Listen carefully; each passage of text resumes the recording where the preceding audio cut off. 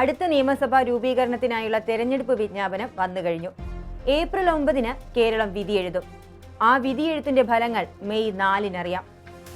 ഓരോ മണ്ഡലങ്ങളിലും പോർക്കളങ്ങൾ ഒരുങ്ങുമ്പോൾ തീ പാറുന്ന മത്സരമുഖമാണ് പല സ്ഥലത്തും ഉയർന്നു വരുന്നത്. സ്ഥാനാർത്ഥികൾ രംഗത്തേക്കിറങ്ങുകയാണ് നിയമസഭയിലെ സീറ്റ് ഉറപ്പിക്കാൻ. 3 മുന്നണികൾ കൊമ്പ് കോർക്കുന്ന പല മണ്ഡലങ്ങളുണ്ട് കേരളത്തിൽ. അതിലേറ്റവും മുൻപന്തിയിൽ നിൽക്കുന്നത് തലസ്ഥാന ജില്ലയിലെ വട്ടിയൂർക്കാവാണ്. ത്രികോണ മത്സരം, സ്ഥാനാർത്ഥികൾ ഒന്നിനൊന്ന് മെച്ചം. വട്ടിയൂർക്കാവ് തീ പാറുമ്പോൾ ജനങ്ങൾ ആരുടെ ഒപ്പം നിൽക്കുമെന്നുള്ളത് നമുക്ക് പ്രവചിക്കാനാകില്ല. എന്നാലും മുൻ തെരഞ്ഞെടുപ്പ് വിശകലനങ്ങളും വട്ടിയൂർക്കാവിൽ ജനമനസ് എങ്ങനെ വിധിയെഴുതും എന്നതിനെക്കുറിച്ചുള്ള ഒരു അവലോകനവും നമുക്ക് നോക്കാം. 2011 നിലവിൽ വന്ന വട്ടിയൂർക്കാവ് നിയോജക മണ്ഡലം അതിനുശേഷം 3 നിയമസഭാ തെരഞ്ഞെടുപ്പുകളാണ് നേരിട്ടത്. 2011 നിയമസഭാ തെരഞ്ഞെടുപ്പിൽ കോൺഗ്രസിലെ കെ മുരളീധരനാണ് ആദ്യമായി അവിടെ നിയമസഭാ സാമാജികനായത്. അന്ന് 16,167 വോട്ടുകൾ നേടി LDFിലെ ചെറിയാൻ ഫിലിപ്പിനെയാണ് അദ്ദേഹം തോൽപ്പിച്ചത്. 2016 കെ മുരളീധരൻ തന്നെ. പക്ഷേ 2ാം സ്ഥാനത്ത് BJPയുടെ കുമ്മനം രാജശേഖരനായിരുന്നു. LDFിന്റെ TN സീമ 3ാം സ്ഥാനത്തേക്ക് പിന്തള്ളപ്പെട്ടു. BJPയുടെ കുതിപ്പോടെ വട്ടിയൂർക്കാവിന്റെ രാഷ്ട്രീയ ഫോർമുലകൾ മാറിമറിഞ്ഞു. 51,322 വോട്ടുകൾ മുരളീധരൻ നേടിയപ്പോൾ 43,700 വോട്ടുകളാണ് BJP സ്വന്തമാക്കിയത്. 3ാം സ്ഥാനത്തെ TN സീമയ്ക്കാകട്ടെ 40,441 വോട്ടുകൾ കൊണ്ട് തൃപ്തിപ്പെടേണ്ടിയും വന്നു. എന്നാൽ കെ മുരളീധരൻ 2019 വടകര പാർലമെന്റ് മണ്ഡലത്തിൽ നിന്ന് ലോക്സഭാംഗമായി തിരഞ്ഞെടുക്കപ്പെട്ടതോടെ ആ വർഷം അവിടെ ബൈ ഇലക്ഷൻ വന്നു. 2016 3ാം സ്ഥാനത്തേക്ക് പിന്തള്ളപ്പെട്ട CPM VK പ്രശാന്ത് എന്ന ജനപ്രിയ നേതാവിലൂടെ വട്ടിയൂർക്കാവ് പിടിച്ചെടുത്തു. 14,465 വോട്ടുകൾക്ക്. കോൺഗ്രസ് സ്ഥാനാർത്ഥിയായ KN മോഹൻകുമാർ 2ാം സ്ഥാനത്തെത്തി. ഒടുവിൽ 2ാം പിണറായി സർക്കാരിന് വഴിവച്ച 2021 നിയമസഭാ തെരഞ്ഞെടുപ്പിൽ 21,515 വോട്ടുകളുടെ മികച്ച ഭൂരിപക്ഷത്തോടെ VK പ്രശാന്ത് വീണ്ടും മണ്ഡലം നിലനിർത്തി. ഉപതെരഞ്ഞെടുപ്പിൽ 2ാം സ്ഥാനത്തായ കോൺഗ്രസ് ഇത്തവണ 3ാം സ്ഥാനത്തേക്ക് പിന്തള്ളപ്പെട്ടു.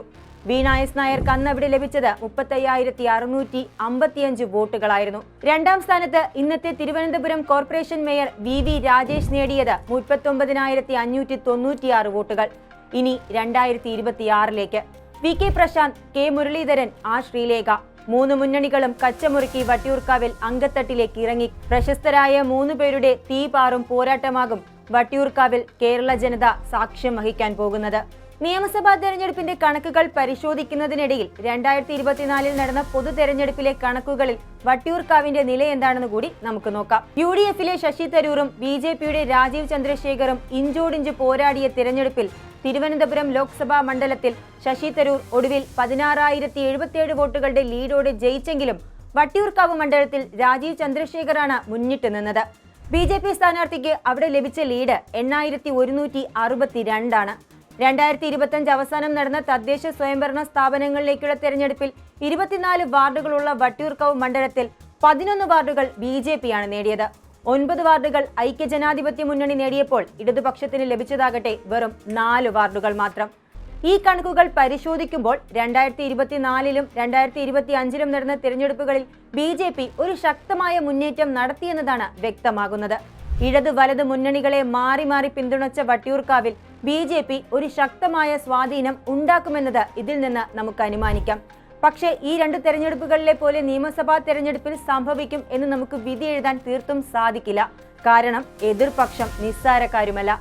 തദ്ദേശ തെരഞ്ഞെടുപ്പിൽ 4 വാർഡുകൾ മാത്രമേ LDF നേടിയുള്ളൂവെങ്കിലും വോട്ട് ഷെയറിന്റെ കാര്യമെടുത്താൽ അവർ 2ാം സ്ഥാനത്താണ്.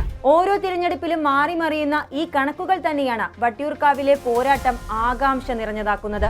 3 മുന്നണികൾക്കും കൃത്യമായ രാഷ്ട്രീയ വോട്ടുകളുള്ള പ്രദേശം കൂടിയാണ് വട്ടിയൂർക്കാവ്. നിലവിലെ MLA ആയ VK പ്രശാന്ത് താൻ നടപ്പിലാക്കിയ വികസന പ്രവർത്തനങ്ങൾ പറഞ്ഞായിരിക്കും പ്രചാരണം നടത്തുക. 2019 തലസ്ഥാനത്ത് കോർപ്പറേഷൻ മേയറായിരുന്ന VK പ്രശാന്ത് ഉപതെരഞ്ഞെടുപ്പിലൂടെ MLA സ്ഥാനത്തേക്ക് എത്തിയത് മുതൽ വട്ടിയൂർക്കാവിന്റെ സ്വന്തം MLA ആണ്.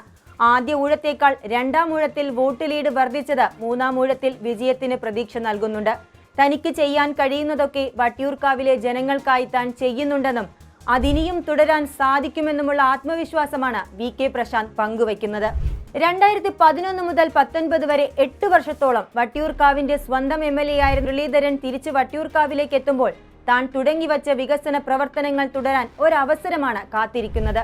താൻ ജനങ്ങൾക്ക് വേണ്ടിയാണ് പ്രവർത്തിക്കുന്നതെന്നും ആരെയും വിമർശിച്ച് വോട്ട് തേടേണ്ട ആവശ്യമില്ലെന്നും ജനങ്ങൾക്കെല്ലാം മനസ്സിലാകുമെന്നുമാണ് മുരളീധരൻ ആത്മവിശ്വാസത്തോടെ പറയുന്നത്. മുൻ DGPയും ഇപ്പോഴത്തെ ശാസ്തമംഗലം കൗൺസിലറുമായ ആർ ശ്രീലേഖയാണ് BJPയുടെ സ്ഥാനാർത്ഥി. നരേന്ദ്രമോദി മുന്നോട്ട് വയ്ക്കുന്ന മാറുന്ന കേരളവും മുൻ തിരഞ്ഞെടുപ്പുകളിൽ BJPയുടെ മണ്ഡലത്തിലെ സ്വാധീനവുമാണ് വട്ടിയൂർക്കാവിലെ ശ്രീലേഖയ്ക്ക് വിജയപ്രതീക്ഷ നൽകുന്നത്. തിരുവനന്തപുരം കോർപ്പറേഷനിൽ BJP നടത്തിയ മുന്നേറ്റവും അവരുടെ വിജയപ്രതീക്ഷകൾക്ക് വളമേകുന്നുണ്ട്. കരുത്തുറ്റ വനിതാ സ്ഥാനാർത്ഥി എന്ന നിലയിൽ സ്ത്രീ വോട്ടുകളും അവർക്ക് അനുകൂലമാണെന്ന് BJPയും NDAയും കരുതുന്നു. ഇവരിൽ ആര് ജയിക്കുമെന്നത് ഇപ്പോഴും പ്രവചനാതീതമാണ്. കഴിഞ്ഞ കാലങ്ങളിൽ VK പ്രശാന്ത് നടത്തിപ്പോന്ന വികസനങ്ങൾക്ക് പിന്തുണയേകി അദ്ദേഹത്തിന് ജയസാധ്യത തള്ളാനാകില്ല.